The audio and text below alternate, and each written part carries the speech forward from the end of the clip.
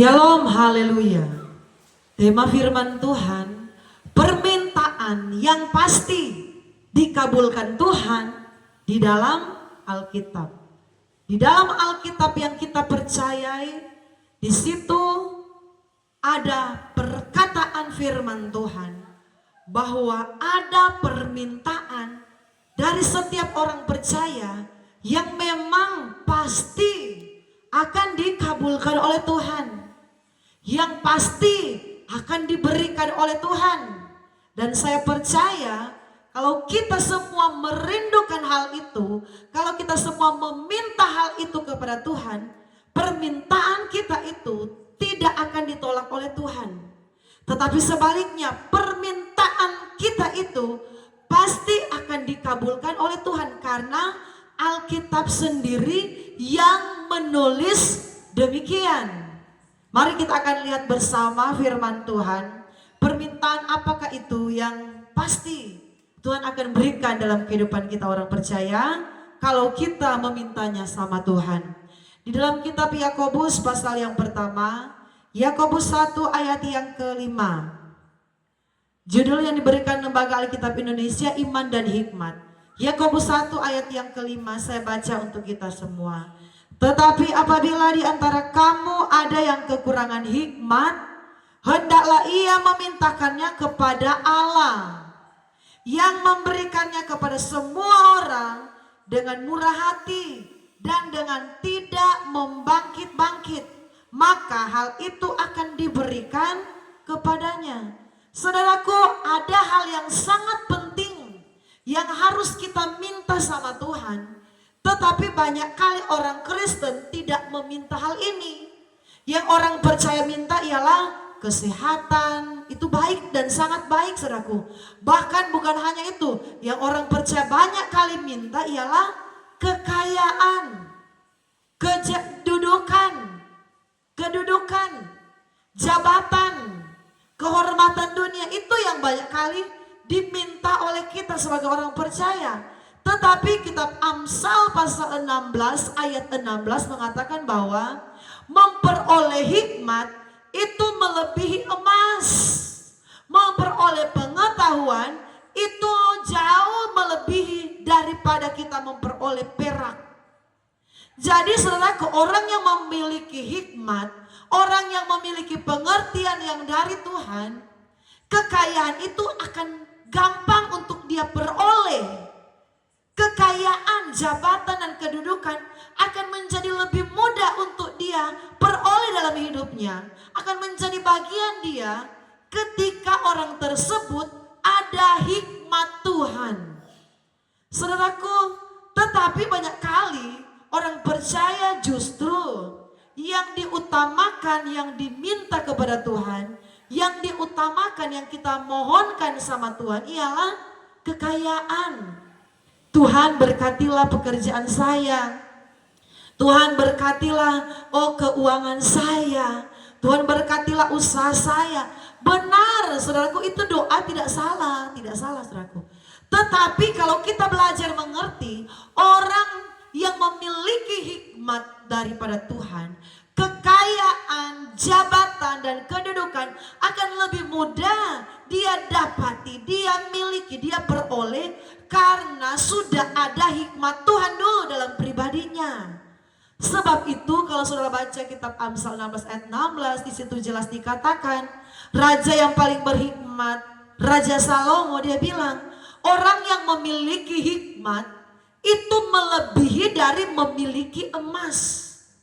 Memperoleh pengetahuan itu melebihi dari orang memiliki perak.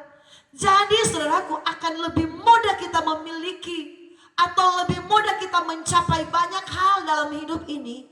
Akan ada banyak pencapaian yang kita akan alami dalam hidup ini apabila kita itu punya hikmat Tuhan. Amin.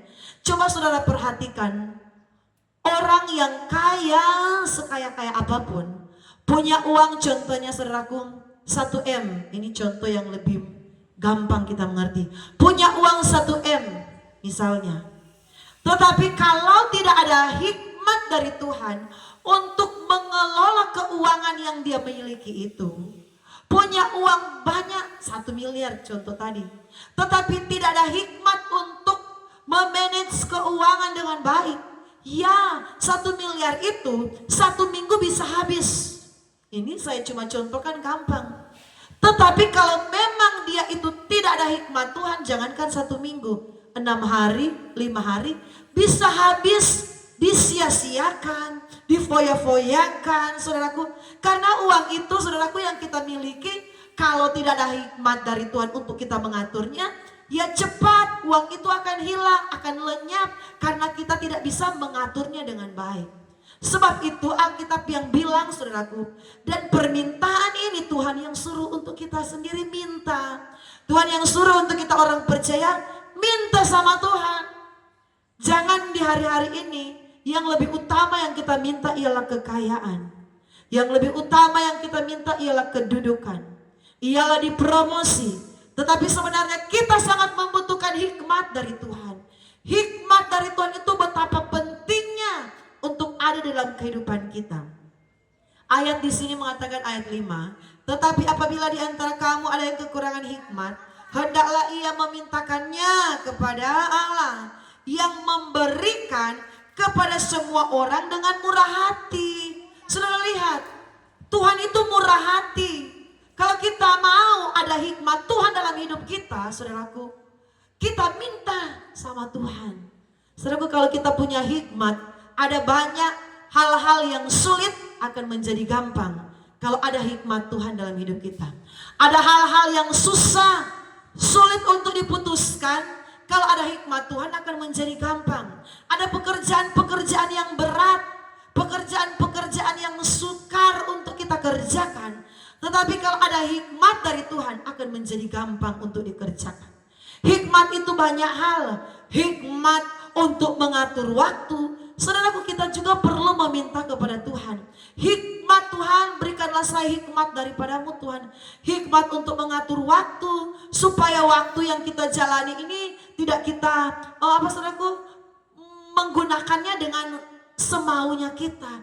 Tetapi ada hikmat Tuhan untuk memanage waktu, supaya waktu yang kita lewati tidak terbuang dengan sia-sia, tidak terbuang dengan percuma. Kita minta hikmat untuk mengatur keuangan. Walaupun uang kita tidak banyak, tidak besar seperti orang yang kaya raya, tetapi kalau ada hikmat yang Tuhan taruh dalam hidup kita, kita akan mampu mengaturnya dengan baik untuk pengeluaran-pengeluaran kehidupan kita setiap hari, sehingga kita tidak akan menjadi berkekurangan. Karena ada hikmat dalam mengatur keuangan. Bahkan saudaraku, ada hikmat yang namanya hikmat berkata-kata. Saudaraku, dalam berhadapan dengan dunia yang semakin jahat, kadangkala kita dijebak dengan perkataan. Tetapi kalau kita minta hikmat Tuhan, kita akan diberikan hikmat untuk berkata-kata.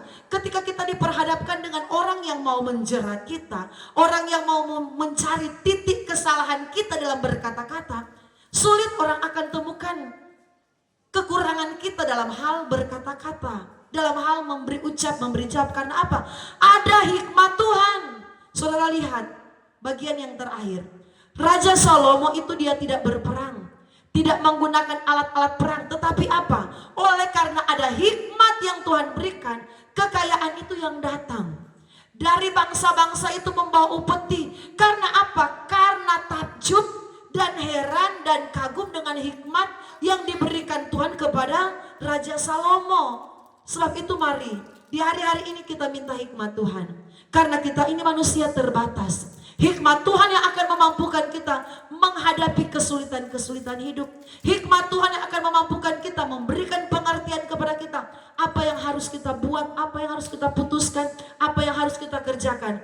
Mari berdoa minta hikmat Tuhan. Saya percaya orang yang meminta hikmat Tuhan tidak akan ditolak Tuhan. Permintaannya, perminta hikmat kepada Tuhan, Tuhan akan berikan. Terima kasih banyak semua pemirsa channel YouTube ini yang sudah subscribe, yang setia menonton khotbah ini. Doa kami Tuhan Yesus memberkati, memberikan hikmat kepada saudara sekalian. Shalom.